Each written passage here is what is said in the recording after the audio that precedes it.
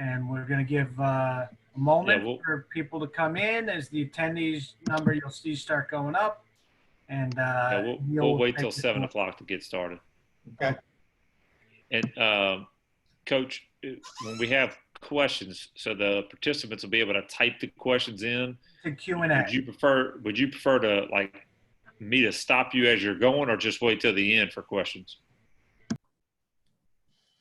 Just stop me as we're going, Neil. Okay. All right.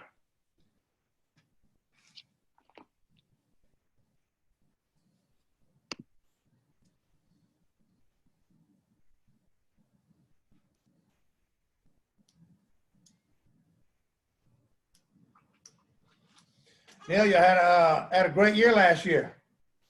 It was a good season, man. We lost our tight end / defensive end, the district MVP, in the first quarter in that semifinal game against LCA. He got hit in the head pretty good and was knocked out. He didn't know where he was, so that kind of changed the game plan a little bit. But those suckers were good, man. But no, it was a good year. I was telling, I can't remember who I was talking to the other day, and we're always in meetings on Friday nights. I usually come home and call my brother-in-law, or I call Nagel and ask what the scores were, and our turn on Jimmy Roy and them, and listen to them. But that Friday night that y'all were playing Newman, we got in early. I don't know why, and the game was on, and that was a great one. Yeah, that was a good one. They got a good team, and old Arch, he's a heck of a quarterback. We just kind of old Randy Linedecker and Derek Stingley Sr. put together a game plan and made it for a tough night for them, you know. Y'all did a great job there. I was that had to be a big night on the road and really good. Yeah, absolutely. No, I tell you what, it's a really small, closed in little atmosphere there, but it's nice for a ball game. I mean, for our two schools, the size schools they are. Yeah. I mean, it was a perfect size crowd, and no, it was a fun night for sure. It was good.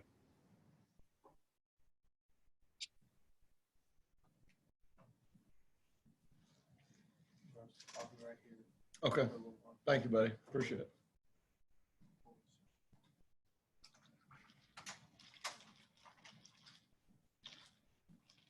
Got a lot of folks piling in. Coach, we're going to give it about 60 more seconds, and then we'll get started. That way we can start on time and finish on time for you.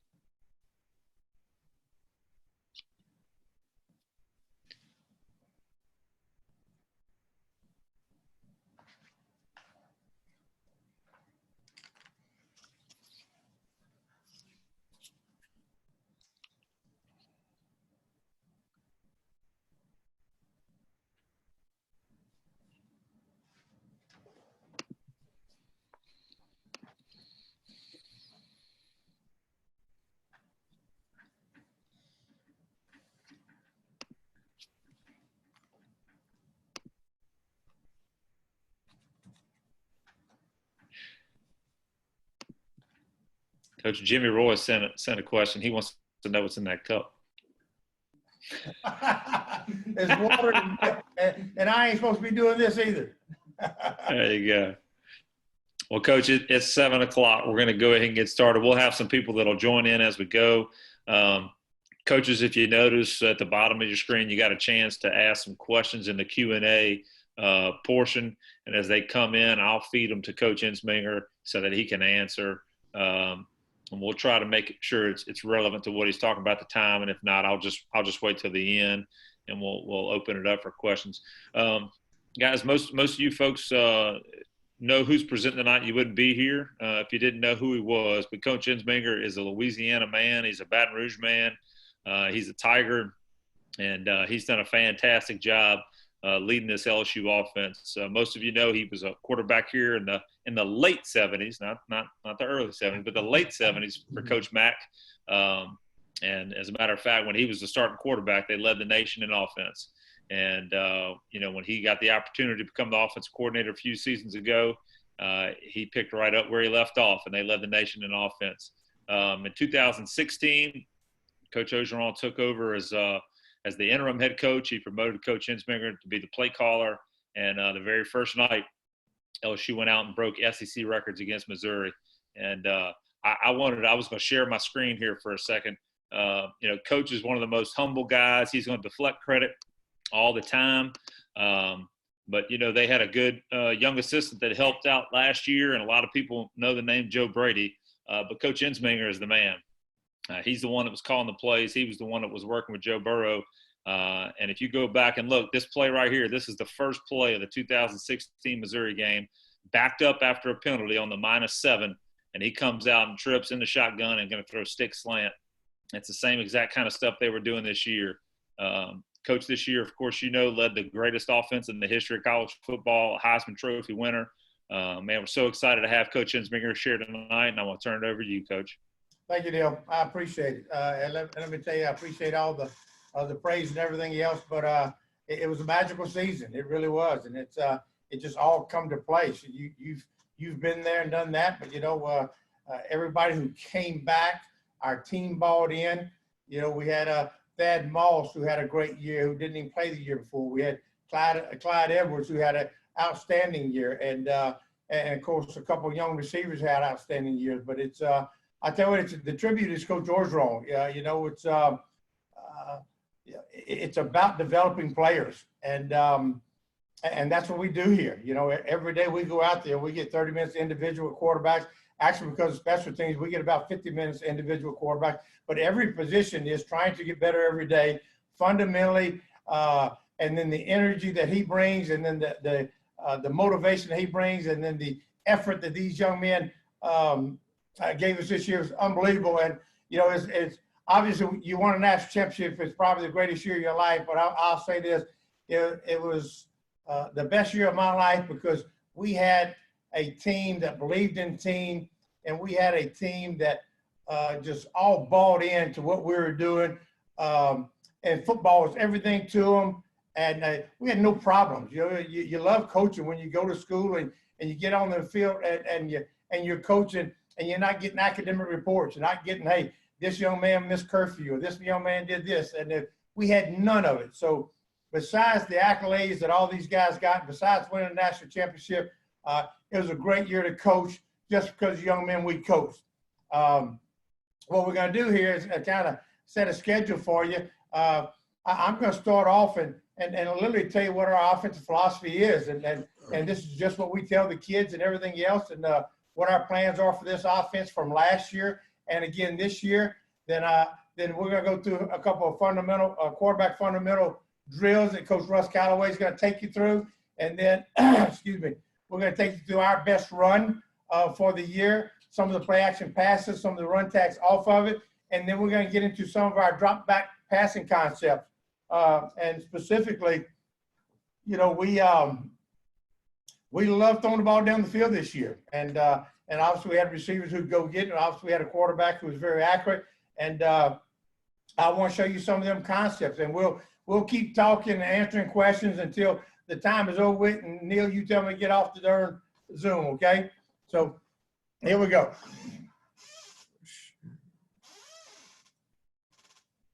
Neil, y'all can see that?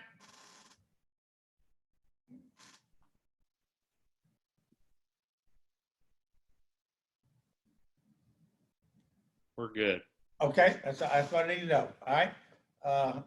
Going into it, our offense philosophy is really not a hard one, and everybody kind of does the same thing. We try to keep it simple. It's going into a ball game. Last year, we never went to a ball game with more than 6 runs.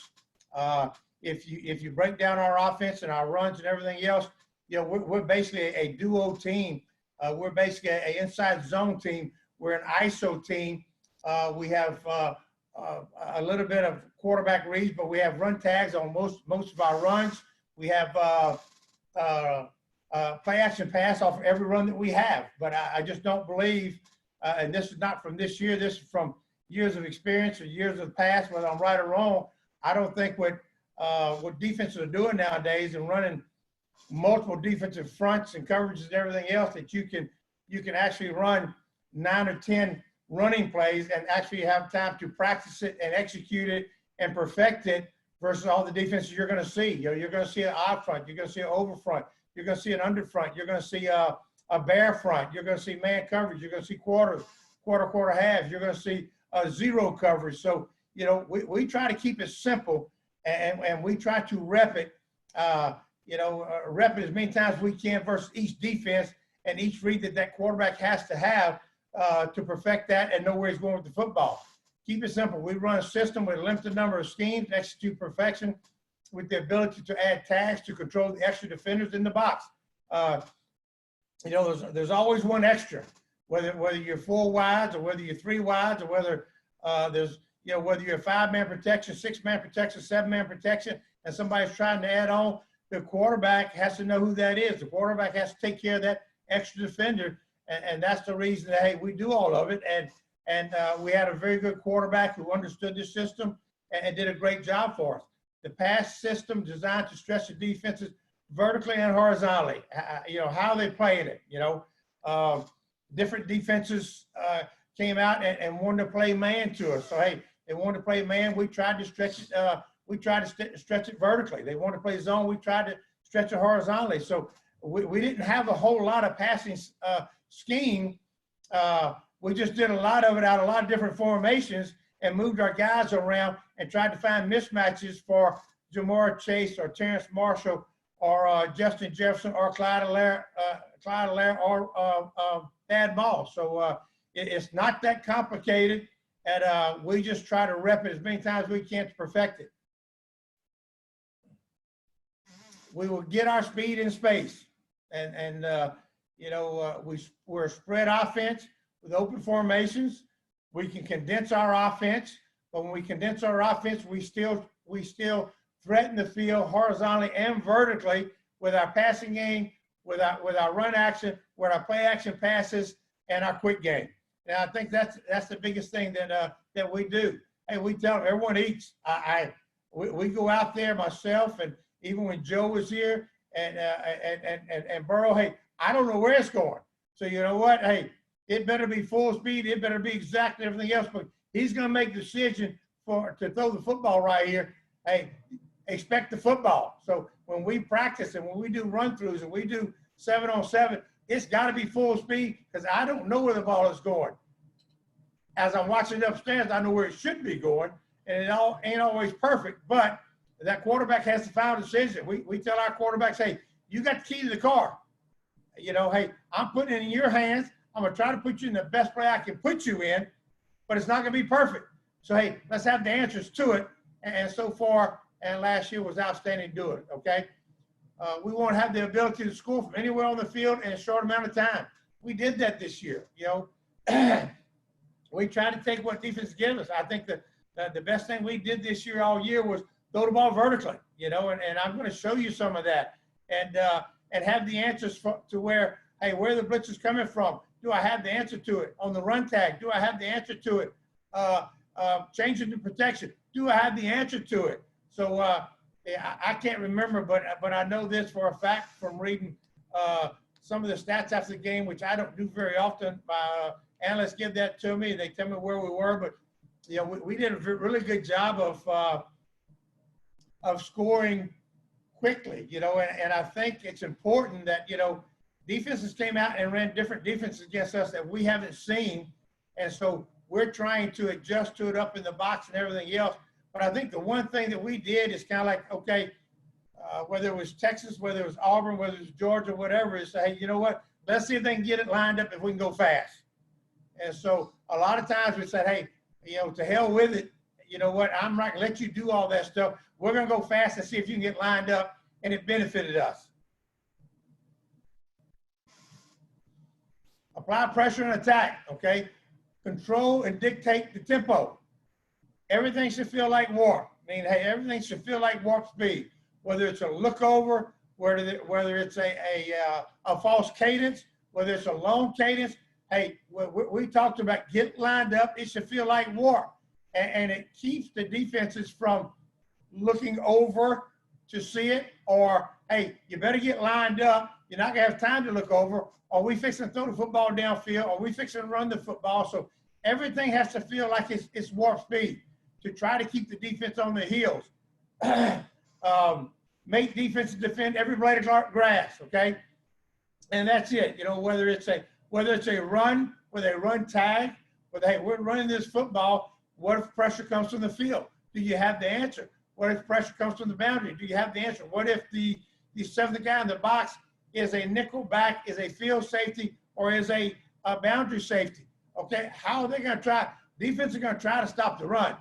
How are they going to stop the run and have the answers for it? Create explosive plays in both the run and the pass. We did it all year long. You know, our most explosive play, and I didn't realize this until after the season, was, hey, go fast and throw deep. You know, that's what we did. Hey, we weren't going to let them get their cleats in the ground and sit there. Now, hey, once they want to conform, they want to go back to a regular front and a regular coverage and everything else, then we would do our lookovers and we would do our freeze, our long cadence and everything else. But hey, we're going to attack. You know, it's and all this comes down to trust. And number one, trusting your players. Number two, trusting your quarterback. Hey, that he can do it at this speed and he knows where he's going with the football. Obviously, we had a great one last year and he did a great job. Be unpredictable. You know, be unpredictable. You know, hey, you know, back going through the years of, hey, we're a running team and a play action pass team and a throwing team. And you know what? This year we were unpredictable. Hey, we're going to throw it deep on first down. We're going to throw it deep on second down. We're going to throw it deep on third down. You know, so, hey, we kind of kept them off balance, saying, you know what? Hey, how do you want to play it? How fast do you want to play it? And you know what? Don't be scared to call it. You know, again, I go back to past times when you're calling plays and you're running play action pass team and trying to stay out of third down. Heck, when did you call the go route? You know, it's do you call it on first down? If you don't get it, hey, it's second and long. Then what do you call? Get half of it back. So the one thing we did this year was, hey, look, we're counting on you guys. Hey, we're going to be unpredictable. We're going to throw it on every down if we have to. We're going to make them defend the field vertically and horizontally, and cover every piece of grass, like we said. Have the chalk last. You know, it's we've all been in chalk talks. We've all been in. Heck, I can remember back in the 80s and 90s. It's you're sitting there discussing and say, hey, we're going to run this, and the defensive coach gets up and say, hey, well, we're going to defend it like this, and we say, well, back then, hey, you have to have the answer. Say, okay, we'll check the run and we'll take it to the one technique, or take away from the numbers, or we'll check the pass for the route. Hey, you know what? Have the chalk last is, hey, what are you lined up in? And defenses get better at doing it. What are you lined up in? Okay, here you are. This is our best run. This is our best pass play. Here's our best play action pass against it. So most of the time you had the chalk last. And if you didn't, then your quarterback had to understand the system. And I think simplifying the system, which we did this year, kind of helps us and helps the quarterback. Ability to check to the right play. That's what we're talking about. Okay, hey, they're a quarters team. What's our best run? What's our best run tag? What's our best play action? What's our best drop back pass against it? What's our best vertical game against it? What's our best quick game against it? And be able to get to that play, okay? Put you in the best position to have success. And that's just us being able to check to the right play. Again, it's not always perfect, but as long as your quarterback understands where you want to go to the football. If we check a play, our quarterback knew 90% of the time, this is where I want him to go with the football, okay? And doing that and trying to say, you know what? We had a great offense. We had the number one offense in the country this year, and going into spring, our goal is to make it better. You know, so putting you in the best position to have success is this year. We've talked about it. Is moving our receivers around. We did a great job of doing that last year, moving our receivers around, putting Justin Jefferson, or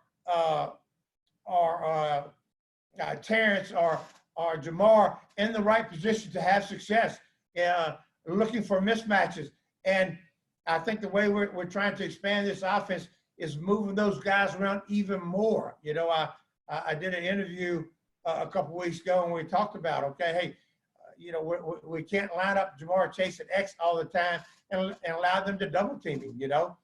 We can't allow them to double team Terrence Marshall or Justin Jefferson or anything else. So your running backs have to move around, your receivers have to move around, and put them in the best position. You know, I'm a firm believer in this. It's like Justin Jefferson it might be the best vertical game runner that I've been around, and having an idea of where to break it off and where to make it reads at and everything else.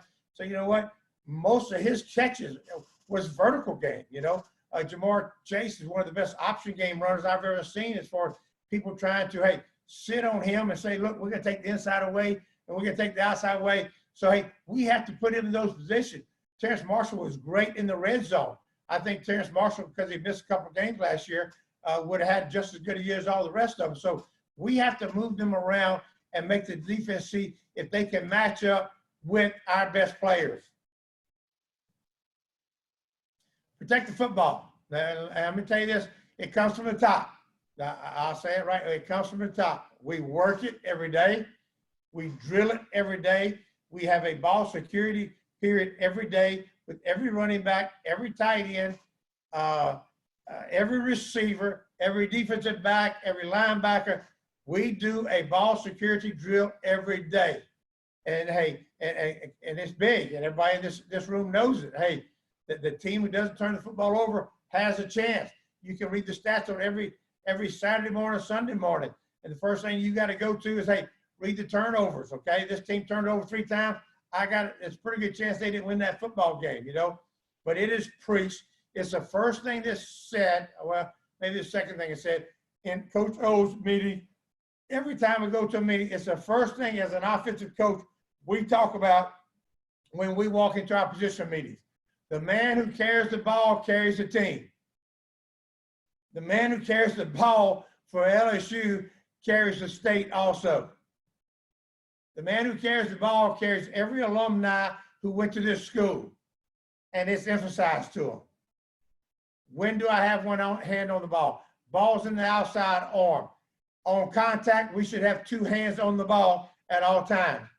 And it's preached, it's drilled, and it's reinforced every day. Be physical. If you've been to our practice, I know most of you can't. Most of you have. We're a physical football team. You know, back in the day when people started going to spread, everybody talked about, well, you can't be physical in a spread. That's bull. I'm gonna tell you right, that's bull. It's all on how you practice. It's all on how you teach it. It's hey, you know what? Like I said, our best 2 plays, or best 3 plays all year was inside zone, ISO, and duo. You know what? And we practice them every day. And look, it's a point of us to say, you know what? Can we maintain? We had this talk this week as an offensive staff. We go down and watch our kids work out the weights, and the weights they're lifting is amazing. And I told Coach Moffitt, I told our office staff that the force and the energy they put in to that 1 second lift. How do we do that same lift, same force, same energy for 4 seconds? And if you can do that, and you can teach your team to do that for 4 to 6 seconds, you're teaching physicality. You know, it's you know, when I coach tight ends, I always question their physicality. I always question, hey, who do you want to be? You know, and it comes back to me to teaching the fundamentals and the hand placement, the hat placement, the leverage, and the steps and everything else. But physicality is a want to. Physicality is a mindset, okay? And you got to coach them tough, and you got to make them physical. And look, that's our job. And it comes down to you and the man in front of you. You know, hey, who's going to win that battle? Who's going to win the one-on-one battle for the team? You know, I told them all last year, when we have a double team block on that 3 technique, I expect his butt to be 4 yards deep. I tell our offensive linemen, hey, don't worry about coming off on the linebacker until you get him 4 yards deep. And you know what? If you don't block the linebacker, that's our running back's problem. You know what? Hey, we got good running backs too. Hey, he's got to be a part of this. So hey, the more you can beat them up, I'm talking about your opponent. The more you can beat them up, the more they want to give in. Okay, personnel and schemes doesn't matter. Hey, you can scheme all this all you want, but if you don't physically come off the football, if you don't physically dominate the man in front of you one-on-one, none of those schemes matter. Our players' objectives, okay? Take full responsibility. Hey, Coach O tells them every day, it's your team. It's your team. Hey, you're responsible for this outcome. You're responsible for your room, that tight end room, that running back room, that wide receiver room, that quarterback room. You're responsible for your room. And if things aren't going right, it's your responsibility. Yes, we will step in and help. Yes, we will step in and take care if we have to. But when your team and your room or the players in those rooms take full responsibility, that's when you got a chance to play for it all, okay? Don't be outworked. We tell our players every day, our freshman quarterbacks, expect to be the starter. Don't let Miles outwork you. You outwork him. Same thing with receivers. You know, I used to tell my son when I wake him up in the morning, there's somebody over in Texas that's outworking you right now. Get your butt out of bed and let's go. You know, don't be outworked. Hey, that has nothing to do with talent. It doesn't matter how talented you are. Somebody can outwork you to be better. Do your job. And we say do your job is like, don't worry about the other man's job. Do your job. If your job is to run this route at 10 yards, run it. If your job is to be an A-gap as a running back, be there. If your job is to double team to the backside backer, do it. And don't point a finger and say, that's not my job. Do your job. Don't worry about the other fella. If everybody's doing their job, everything's going to turn out perfect. Be unselfish and be a great teammate. Because I can't tell you about our team last year. You talk about an unselfish team. You talk about a team that enjoyed being around each other, loving each other, everything else. A team that wanted to work.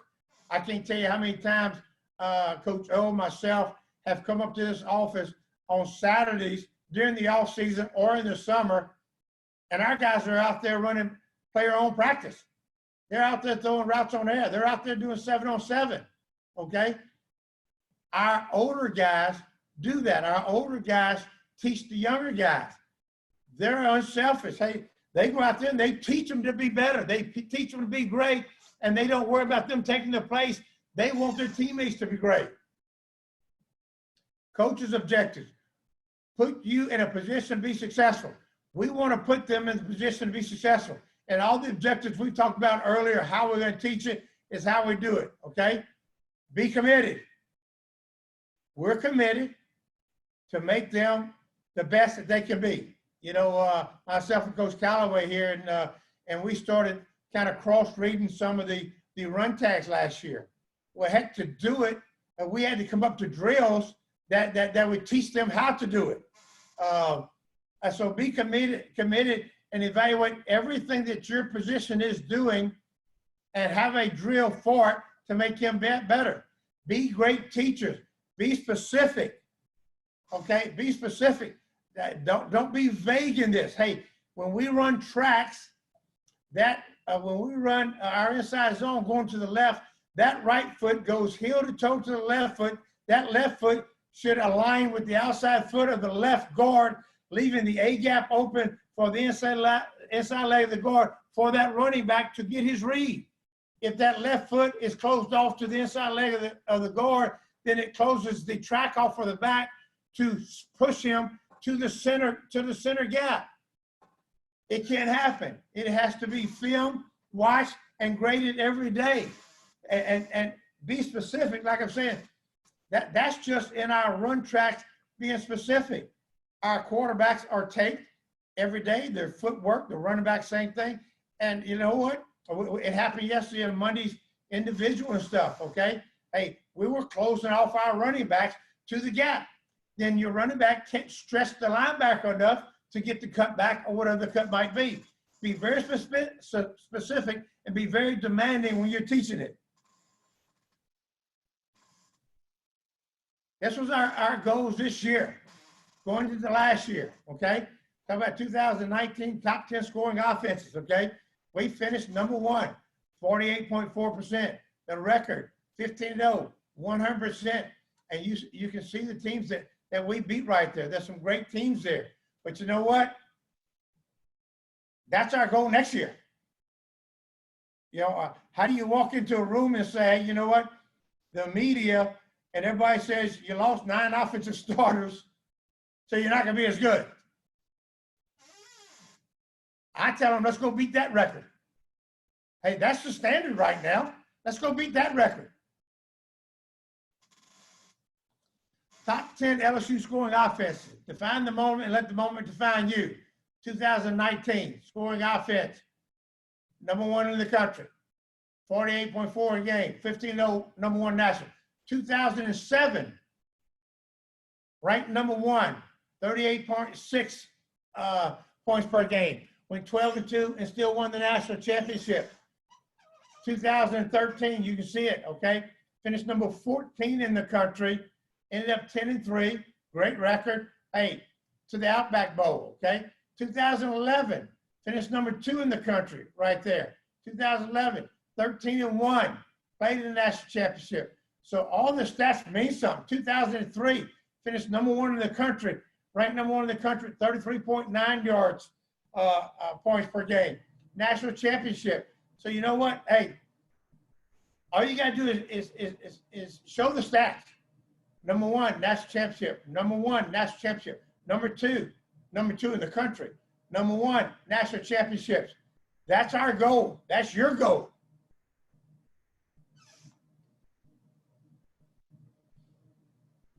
We talked about it before last year, okay? Coach Orgeron talked about it. We're building a culture on offense. This is who we are. We're going to attack. We're going to be physical. We're going to put you in position, put you to be successful. All you got to do is buy in. We talk to them every day about the battle is won before it is fought. The battle is won in the spring, in the summer, in the tour days before you ever even get to the season. And our team bought in last year. If your team buys in, you'll have that chance also. Okay, that's exactly what we tell our players, fellas. Okay, now I'm going to turn it over to Coach Russ Calloway. Coach Russ Calloway, we hired him here, and he's really, you know, we sat down and talked about individual quarterback fundamentals. How do we make them better? How do we warm up? Like I told you, hey, we've come up with drills of how we're going to cross-read this. How do we get the quarterback's feet right to throw this route on run tags? Hey, if it's not perfect, then we have to do that drill.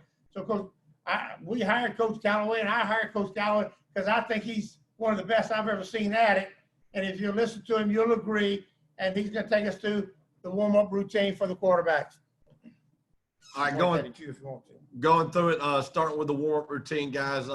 First off, every day we start with the warm-up, and the reason that we do this is to serve as a self-check throughout the season. So it's easy to kind of let your fundies go, especially the upper half throughout the course of the season, with certain plays being installed, certain stuff going on throughout the course of the season. So we take this warm-up takes about 2 minutes and 55 seconds. I've timed it. All right, and you get 3 throws apiece, and we'll take you through some of these and what's being told. We'll end on the last one, the field drill, and how it applies to most everyday drill and everyday routines that we do, okay? All right, so starting with the first one is the Vic flip. So as you can tell, we're starting with the last send-off of the throw. All we're doing is we're going index finger pointing down, following through, creating the nice finishing spiral touch on the football.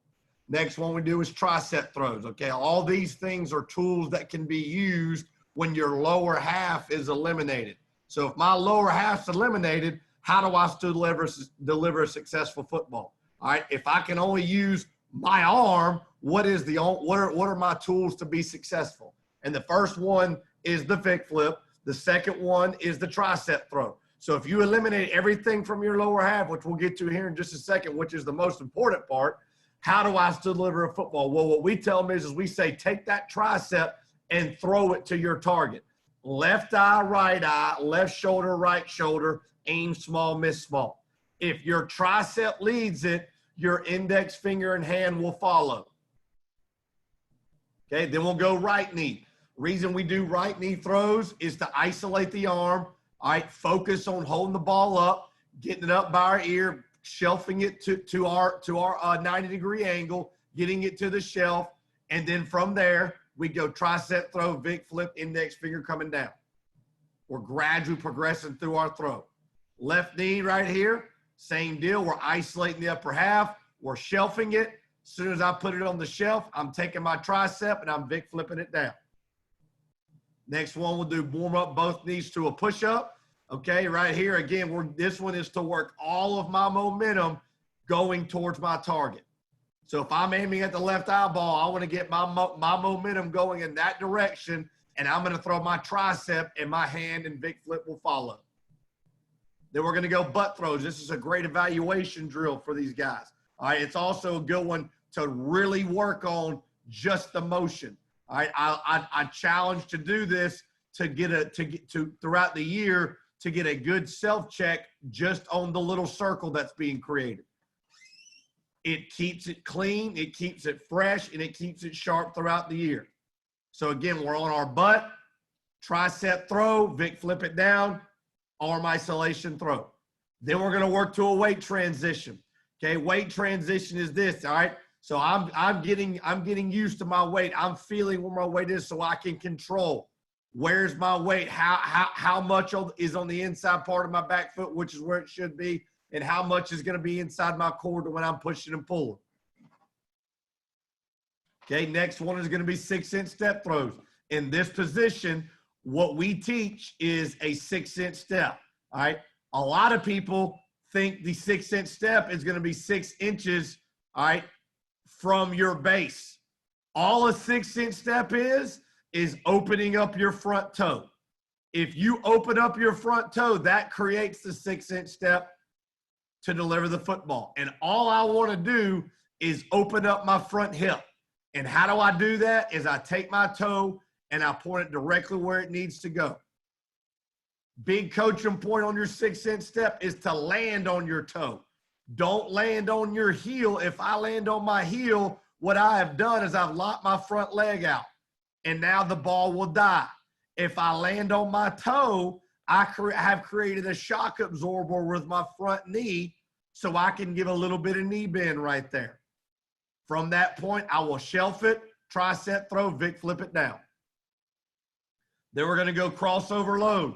So again, we're progressing through our drop. So now I'm crossed over. I want to load to the golf ball, which you're going to see here in just a second at the very end. Load to the golf ball.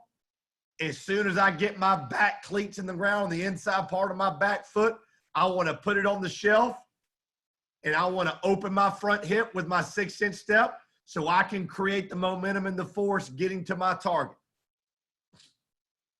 All right, then we're going to go crossover gather, crossover hitch. So I'm crossed over the last part of my drop. The first 2 steps of the 3 steps to get the depth. The last one is to get on balance. So I'm crossed over, I'm low. I'm going to go outside my armpit, underneath my armpit to get my weight back to my 6-inch step position. Then I will create the 6-inch step by opening up my front toe. Notice the knee bend with the shock absorption. And I've created a clear path to deliver my weight, transfer my weight to where it needs to get to. Okay? Then we're going to go quick game drop, which we will catch and work our quick game drop. We are catch, laces, load to the golf ball, inside part of my back foot, push and pull. Then we will work a 3 steps with a hitch. First 2 are to get the depth that we need to my launch point. The last 1.5 is to get back underneath my framework of my body to get on balance. Now for the last one is the field drill. This is where the golf ball comes into place. The field drill is this. This is the launch point that we are trying to get to. Visualize this as a pitcher's mound. This is the last thing that we do because we want this to be the last thing that they feel before they go and have a successful practice. What this is emulating is this. Once I load to the golf ball, my weight should be on the inside part of my back foot. Imagine a rod going through my right ear, my right shoulder, my right hip, inside part of my right knee, and implanted on the inside part of my back foot. That is where 80% of my weight should be. The other 20 is going to be strictly for balance for the front foot. This really ain't worth nothing to us other than to keep myself on balance. So what the field drill does is it creates this platform and this launch point for the quarterback to know what it feels like to be in a loaded position. And when I say loaded, ready to deliver and push off and deliver a successful throw, 80-20 inside part of my back foot, push off the golf ball and explode. This is the field drill. All right, and then how they apply to the field drill. So what I'm going to do is I've taken you through the warm-up. These are a few things that are very applicable to that drill so you can get a visualization of what we're trying to get accomplished. So we'll start off with a void board. So a void board, we're going to go cross face over the top. Okay, I put the board, we put the board there to create the visual of stepping over, of him getting used to being off balance. So this back foot is being moved constantly to get back on balance. So we create the outside rush. Notice when he lands over the board, he lands a little bit on his toe. When he lands on his toe right there, he is not on balance. He does not have his ankle bone where it needs to be. Your ankle bone sets the target line. If my ankle bone sets the target line, my back knee will follow, which my hip will follow, which has my front half in line to the target. If he feels that his ankle bone is to the left, to the right, or he's off balance and he's not in a very powerful position to deliver, he will quickly re-stomp, as you see here, and get it back loaded to the golf ball. He is in a loaded position. He's ready to push off the mound, push off the golf ball to deliver a successful throw. Here's a look at a lefty going the other way. Okay, notice when he lands on his toe. Yes, he can deliver a football with his ginormous arm and be about 60% accurate and still have success. The goal is not to be 60% though. The goal is to be 75%. So if we can be 80 to 85% in our perfect scenario situations, which these are considered perfect scenario situations, when I'm put in a non-perfect scenario situation, throwing on the move, throwing against pressure, whatever it may be, if I'm 60% on those, then that'll get me to be 75. So if I can be 85 to 90 in these perfect scenarios, that is gonna be the difference in being a successful passer. So when he lands over, he lands on his toe. What we will tell him, you're not on balance. You have no control of your lower half, which is going to cause inconsistency in your upper half. So what we tell him to do is to re-stomp, get your cleats back in the ground, ankle bone where it needs to be, knee, hip will follow. I will then take a 6-inch step to open it up and deliver my successful shelf tricep throw, Vic, flip it down. Here's another one. Very good, opposite side pressure. Notice when he lands, he doesn't feel good about where his ankle bone is. The target is at the curl window to the right. His ankle bone is loaded to the dig window. So what we tell him to do is to re-stomp, get it back where it needs to be, cleats in the ground, pushing off the pitcher's mound, off the golf ball. Here's another visualization of a different way to get to it. Clock low, we ignite the fast feet for confusion. We will call out the direction. We will go right. Notice Miles' cleats are in the ground. He is on the golf ball. He's pushing off, transferring his weight. We will reset and go left middle. Notice cleats are in the ground. His ankle bone is to the left middle, which everything else follows. It all starts with the ankle bone. We will then go right middle, or back to the middle, excuse me. We will set it back where it needs to be, to the right middle. Ankle bone sets it, cleats in the ground. Everything else follows. I'm able to push and pull. Okay, those are 2 drills to show you of the visualization of the field drill. Again, right, cleats in the ground, ankle hit ball. Left, cleats in the ground, ankle hit ball. Right middle, we're loaded, we're pushing and pulling. Thank you, Russ. Okay. We have plenty of clips of this, but I'm going to I'm going to show you some of this, and I'm going to show you how we blocked it. This was our #1 running play. Was our duo scheme, and we can do it same side, we can do it opposite side, everything else. I've talked on this before, so I'm going to show you about 10 clips, or whatever, and we'll move on to the passing game.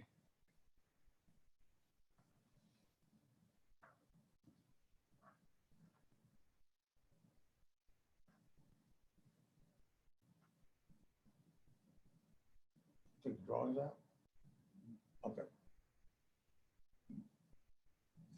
The reason we like this play is we should get 2 double teams across the line right here. Now, it doesn't happen in this particular front right here, which is an odd front, but we're going to get a double team right here for sure. We're going to get, because of blitz, we don't get a double team with the tight end and tackle, but most of the time it'll be a 5 technique, and we do get a double team here, and we climb to the backer right there, okay? This is a different scenario in the fact that we're in a 4-minute situation right here, okay? We would usually have a run tag on this, and the quarterback is responsible for the 7th defender.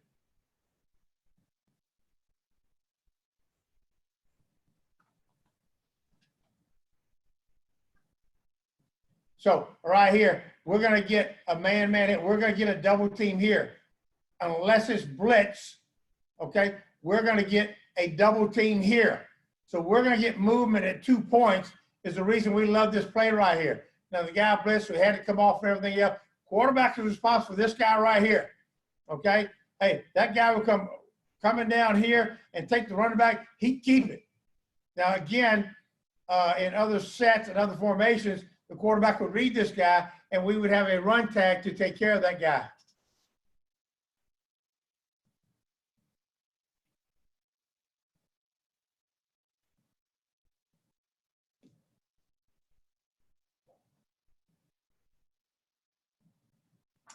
Again, a different formation right there, but the beauty of it, this is a little different stunt right there. But hey, we know we're going to get double team here. This right tackle right here should get more in with the guy slanted out. So we're going to get a double team here, all right? And again, we can block these 6. The quarterback is responsible for the 7th one right here. We can do it. We can do it by a run tag, or we can do it by him running the football.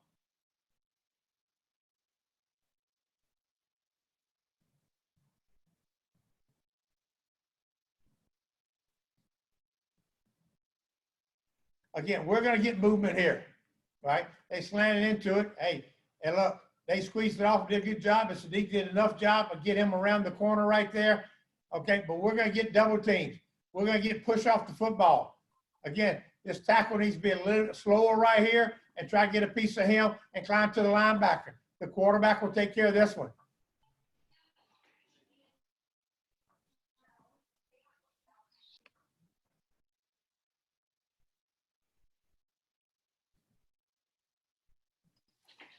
All right, Coach Ensminger, question came through. So when you say run tag, that means like your RPOs, yeah.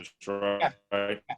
Okay. And so the question is, you know, what like percentage are you calling a design play action, or are they RPOs? Do you have a run tag for every run play?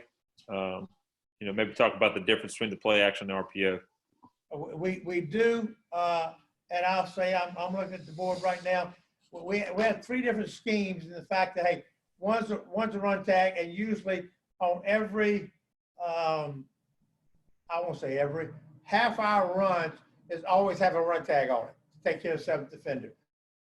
Some of our runs is a triple option, meaning, okay, hey, the end crashed down, the quarterback kept the football, but we have a bubble going on, or we have another route going on down here.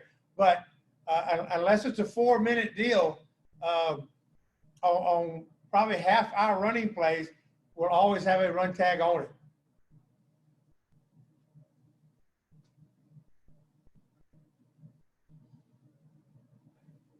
Coach, another question coming in for the running back. What's his aiming point, and then what's he looking at for his cut? In this duo, and we'll take it right here. In this duo, if we're running same side, which we're doing right here, okay, then his point of aim is inside leg of the guard right here, and he's reading the middle backer. Okay, we put him on the opposite side. If we put him on the opposite side right there, knowing we're going to get flow from backer, then his point of aim is crack of the center right there, and he's reading the backside backer. And you'll see all those scenarios in this.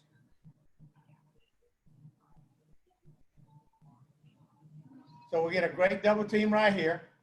If they stayed in a base, we'd get a great double team right here. They slant it. He climbs to the backer right there. Clyde is taking a step over. We're bringing the ball to him right there. He's in he's really right behind the guard, the crack of the guard right there, and he's reading the play side backer.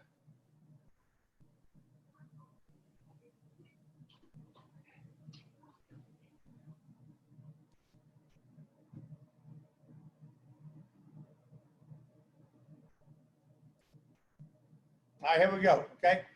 They would go here. Here's the point. Hey, we are double teaming to here. He has this gap. He has this gap. These two receivers right here are responsible for number one and the nearest threat. It might be him. It might be him. All right? So it's the same side. So the quarterback brings it to him. He ends up right behind the guard, crack of the guard right there. He's reading this backer right here. He's slow to, fast through. The backer jumps here. He takes it backside.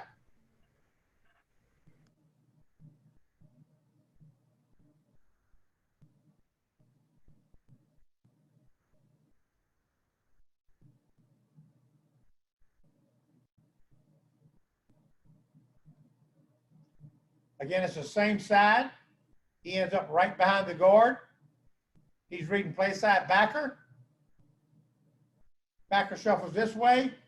He knows he's going back. Our guard right here does a really good job. He shuffles down to get the double team. The guy slants.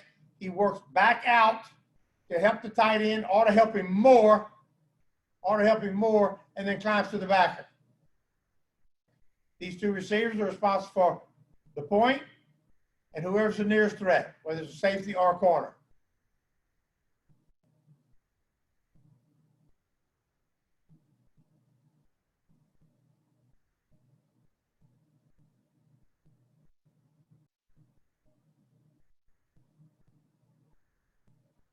And this was kind of a messed up deal, but we're attacking it right and everything else.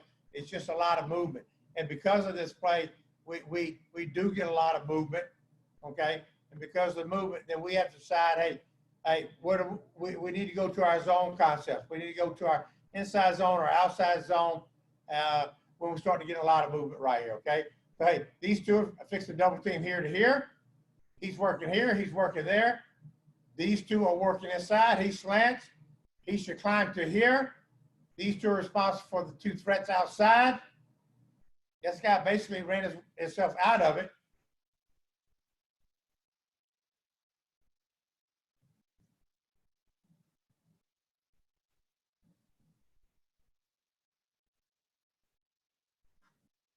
Again, we ought to get a double team here. We ought to get a double team here, and we'll single here. These two take care of the perimeter.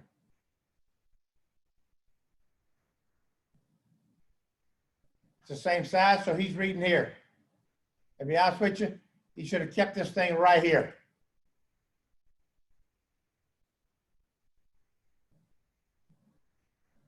But you can't tell great running backs what to run. You can give them some direction. Now this is a defense we hadn't seen, and all of a sudden, so hey, we had to make some adjustments on the sideline and everything else. So hey, if we're running the same side right here out of this particular set, okay, hey, I've got this gap, I've got this gap, I've got this gap, I got this gap. Hey, and let it unfold. Somebody's coming to your gap. There it is. There's my gap. D-Lou steps down right here. I think he's a little heavy on it. But hey, he has this gap. Now, Austin, right here. These two have these two gaps. So, hey, he got to get his eyes back inside, which he does. And he gets there. We're reading it. And Clyde does a great job of selling it downhill, making this guy step up so our tackle can get on it and then bounce it.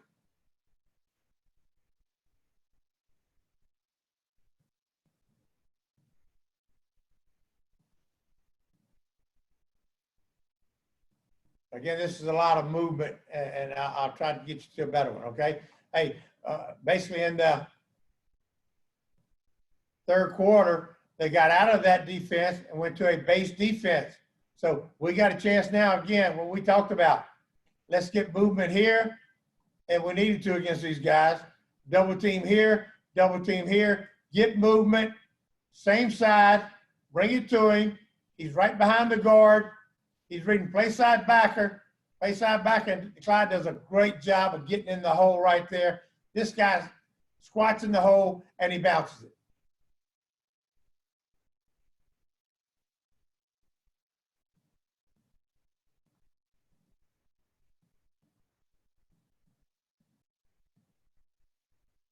Yeah, this is what you're looking for right here, okay? Hey, and we're going fast here. You can see the official trying to get out. This is one of those plays that I think you can go as fast as you want because it's basically a gap play.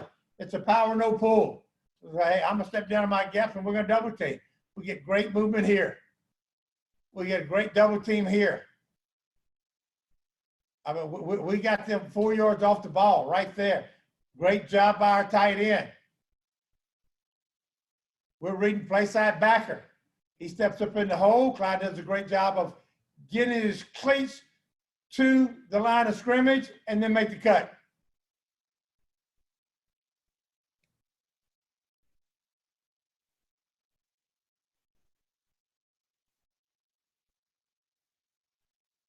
Same thing. Really good double team here.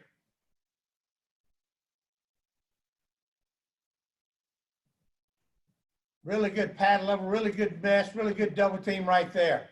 Now also step down the double team here. Didn't slant away, but he felt no pressure, so he helped work back outside and get the double team here. He helped the tight end right there. And really, I thought we were a little too fast to the hole, but you can see where this hole should be right here.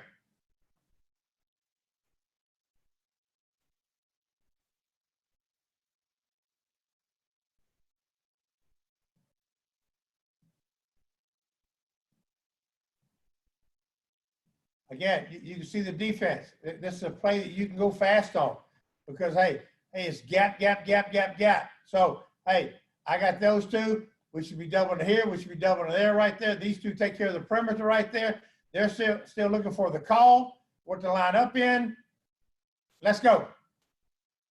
Nice movement on the double team right here. Boom. He slants in. So, Torrey, our tight end right here. Now he climbs right there. Take care of the perimeter.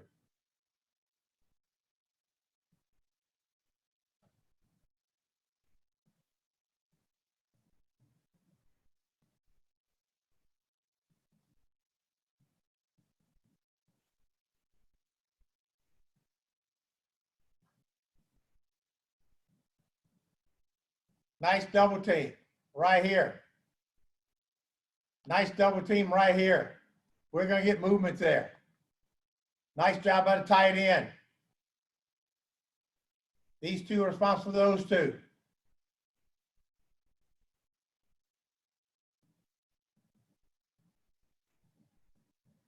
All right, Russ, take us to passing game.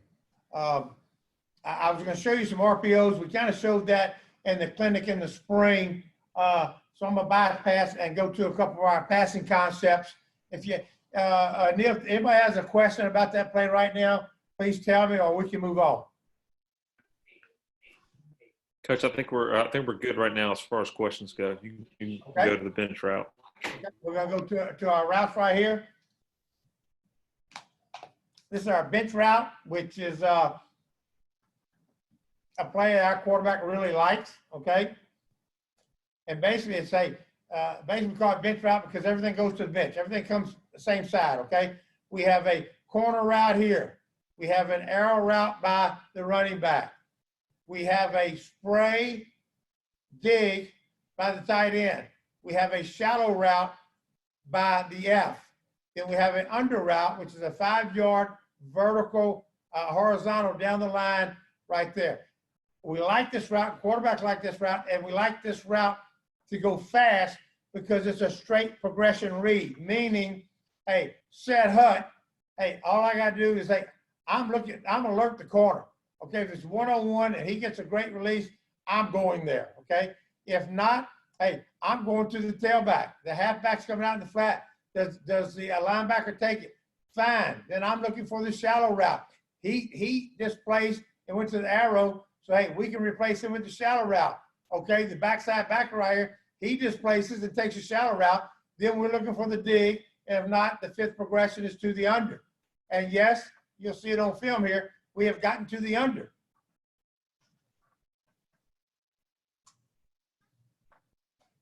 He liked the one-on-one matchup. He likes the grass down here.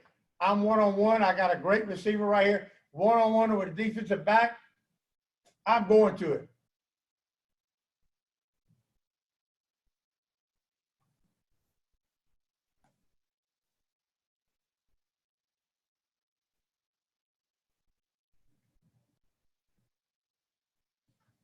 Same thing. Now they got a guy over the top of it, okay? So I'm going to tell you right now, pre-snap read, I'm not liking the corner route, okay? I could check the arrow route right here to see if this linebacker comes, and if he does, we get back to our progression, which is shallow, basic, to the under. I thought he should have thrown this one, okay? He didn't like it. So he gets back to the shallow, the linebackers close on it, so he gets on top to the basic.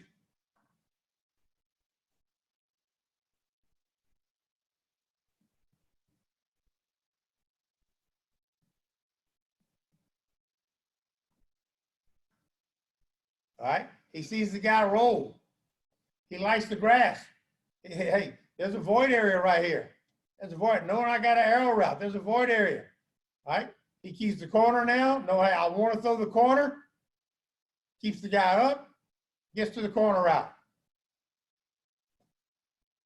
If he didn't like it, or if this guy backed up, he'd throw the arrow. If this guy went too wide, he'd get back to the shallow route. If he didn't like it, he'd get back to the basic. Coach, question about the depth of that basic route, that big cut. How deep are you getting on it?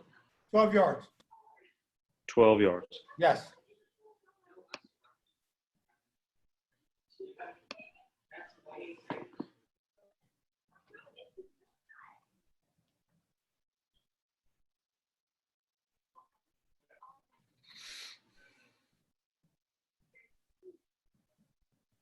And this is a pretty good one right here, okay? Guy sitting on top. Hey, eliminated. He don't even look at it, okay? He goes to the back. Hey, end drops off with it, all right? Get back to the basic. Get back to the shallow. Guys running with him. Get back to the basic. They did a good job of covering this, okay? Buy you some time, shuffle around, get back to the fifth read.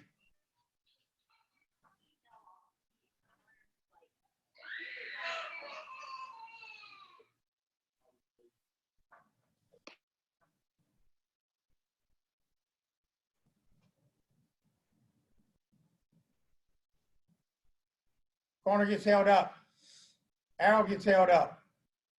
Get to the shallow. Nope. Linebacker jumped it, but he left the void in the middle of the field. Get to the basic.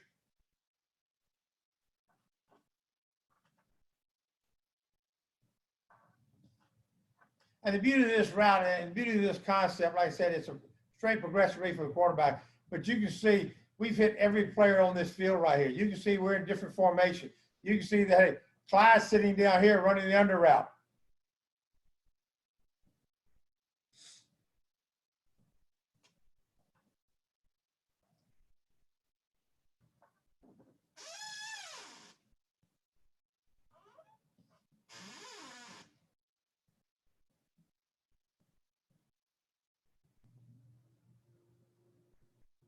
You see where his eyes go. His eyes go right here. He's held up. Okay, get to the arrow. He's held up. Get to the shallow. And one thing we do with this third receiver is we spray it. I mean, we get a little width with it, okay? It should be a 3-step burst outside and then vertical. And it kind of keeps this guy from jumping it so quick, especially in off coverage.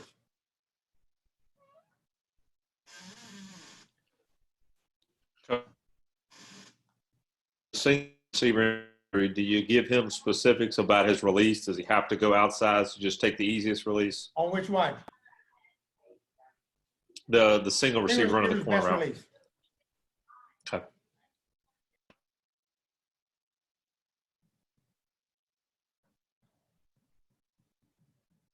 Right, again, there's a guy sitting over the top.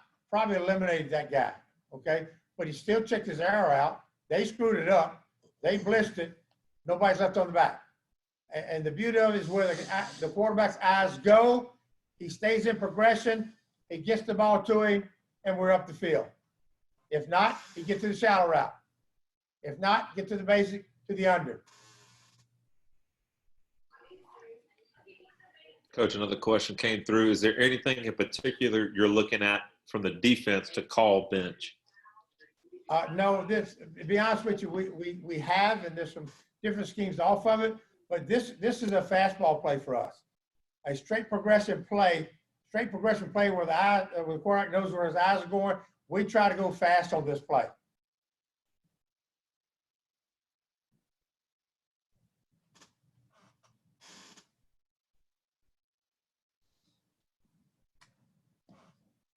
All right, last one, and we'll get on something else. Again, alert. Hey, we'd love to have this route. Guy does a good job. All right. But he ends up picking his own linebacker. Get the ball to him. Russ, let's go to the next concept.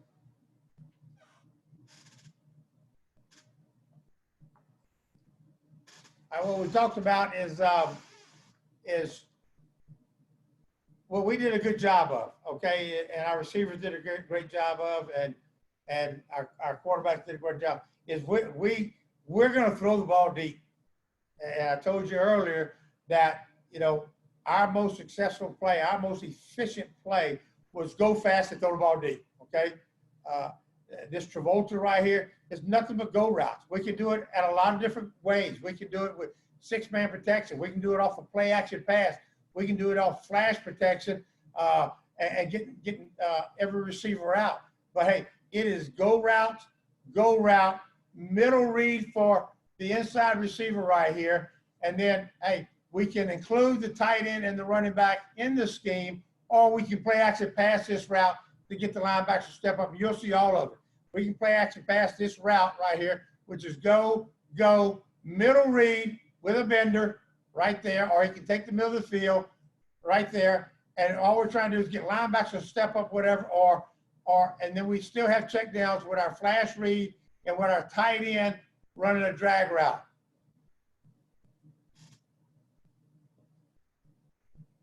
And all we read is this: where's the safeties at? Okay, can he help on the go? If not, that's my number one read. If he stays there, he's eliminated our over route right here. Okay, so hey, the read is I'm going here right now. He has no help. That's one-on-one, or I can go here. It's all on a matchup. We study it. We walk in there and say, this is the corner we want to attack. This is the matchup that we want.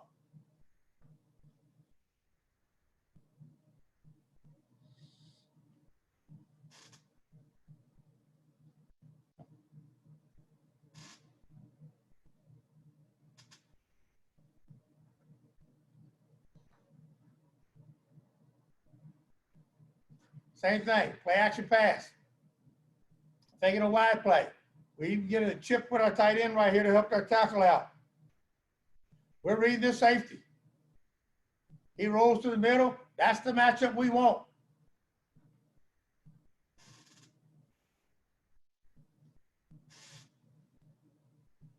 If he didn't like it or he got held up, he'd get back to the middle of the field read. Right here, which is also open.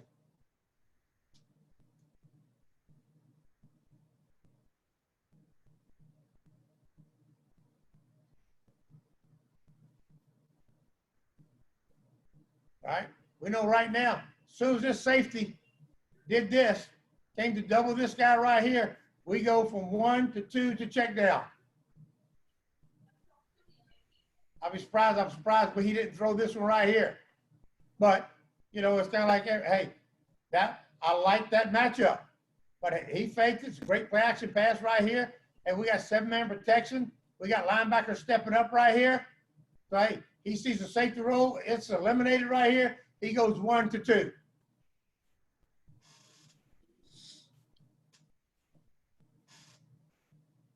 Coach, on the outside, how often do you let the receivers and the quarterback run, or do you call it from the gate? You're from the stop up, route. Okay. I'll try again. Yeah, the outside receivers, do you call it the stop route when they run it, or is it they're reading it on the run? No, we call it. We run this. Okay. And I hope I have time to get to it. We'll run this route right here with the overread, with the go route. We'll also run the stop routes with the over route with the same action, whether it's play action pass or not. Got it. Now that's something, you know, like this is another one, especially in play action fast, that we're going to go play action fast. We're going to go fast and get the ball out of our hands.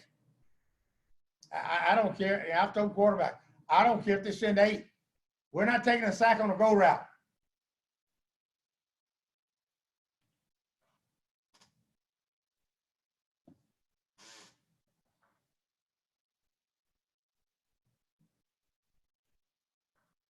He shuffles to the middle. We're 1-on-1. That's the matchup we want. Take it.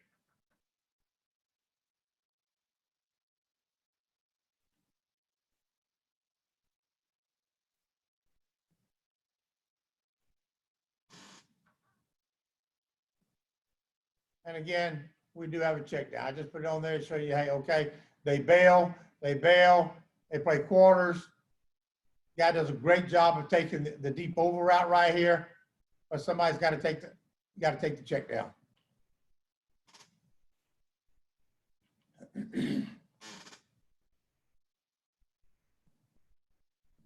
I'm gonna show you this. I'm trying to get to one of the middle reads for you guys.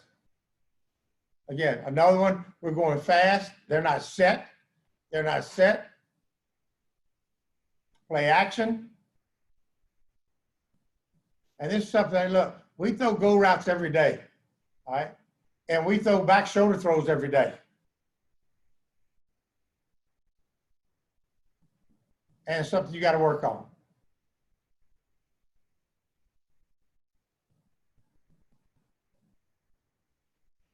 Again, it's a play action. It's actually 7-man protection.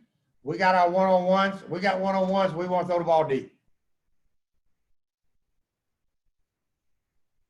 I want to get to one more on the middle read.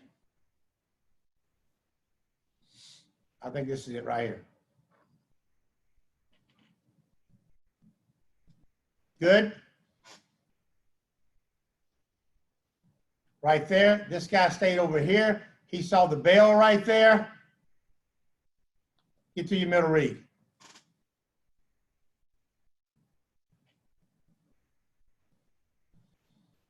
Okay.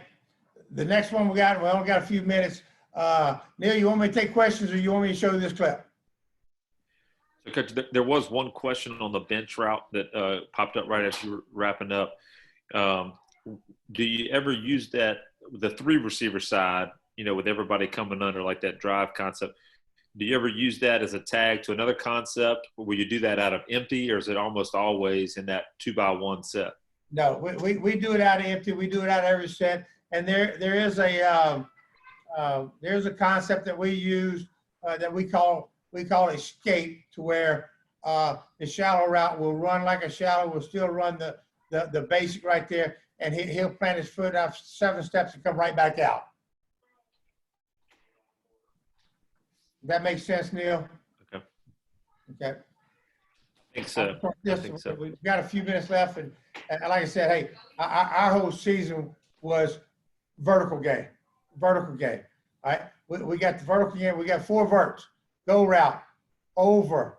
It's a reed bender. He can keep it vertical, or he can bend it. This guy here has a go route right there. Now we do it out of every formation known to man. Hey, we move our running back out of there to open space for our over routes and bender routes. I put this one on here because I just thought it was a great play by Joe Burrow. I'll be honest with you. All right. Here's your over route right here. Boom. Got a shot at it. Here's a guy who doesn't have to bend. Okay. Hey, I'll read right now. If you like your matchup here, fine. If not, you get to 1 to 2 to 3.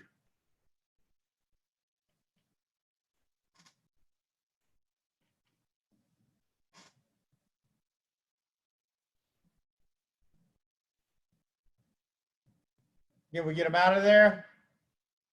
It's 4 verts. Man. Now you look for your over. And this tight end right here should be right down the middle of the field right there, in case this guy's helping. So you get the over, or you get your matchup right down the middle of the field.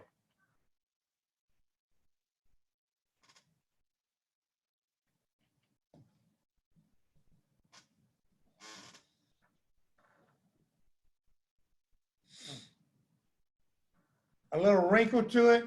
We run our vertical game, and we shallow our X right here. If they stay in zone, then we high-low it right here with the X and with the running back. So you can see if this guy was carried it vertical too much, we give the ball to run back. This guy came off right here. We would still read the bender. They took care of that, but we replace it with the X sitting right there.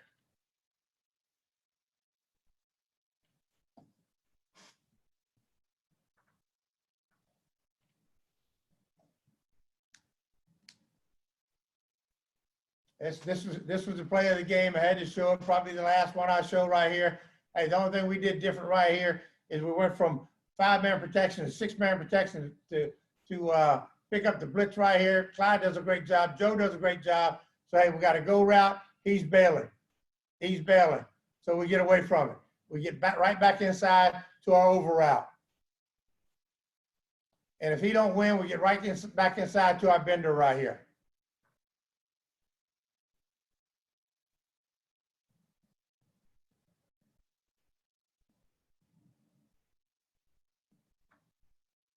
Neil, I wish I had more time. I hope that was helpful for everybody. I enjoyed it. For all the high school coaches especially. Coach Orgeron's deal around here is, hey, this place is wide open for all of you, okay? When they open this darn thing back up, you know? So, hey, if you want to come up here and visit when they open it up, we'd love to. There's a lot more I'd love to show you. And I think we're doing some pretty good things right now. So we'd love to share it with anybody who would like to share it, okay? All right, Coach Ensminger, man, thank you so much for your time. Coach Calloway as well. Doug O'Quinn helping out with some of the video stuff. Guys, a lot of folks say that at Clinc Talks, but Coach Ensminger means that there's high school coaches that go by all the time and attention that they need. And we really appreciate that here in the state of Louisiana, having such great support from Coach O and his coaching staff. So, Coach E, thanks a lot so much for your time and effort tonight. And congrats again on last year, but we're excited about this year. Thank you, Neil. Good luck to y'all also, okay? All right. Good night.